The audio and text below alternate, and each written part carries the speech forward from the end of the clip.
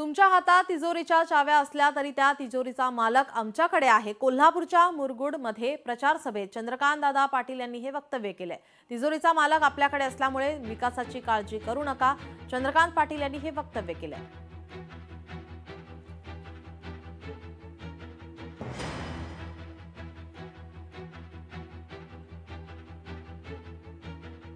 चार वर्ष अजून हे सरकार असल्यामुळे तिजोरीची किल्ली आपल्याकडे असल्यामुळे ती आणखी कोणाकडे जरी असली तरी त्याच्यावर मुख्यमंत्री असल्यामुळे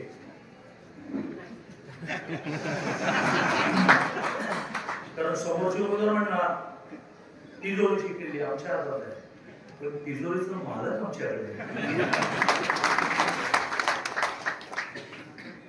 कारण त्या आविर्भावात सध्या विरोधक आहेत। विरोधक म्हणजे हे जरा दुर्दैव आहे। त्या कलियुगाचं शेवटचं पर्व म्हणतात की कलियुग असा आला की आपणच एकमेकांच्या बद्दल होतो समोर लढत बहुतेक वरती तिघांनी योजना केलेली असते प्रकारची ती मजा नाही ना निवडणूक लढवायला।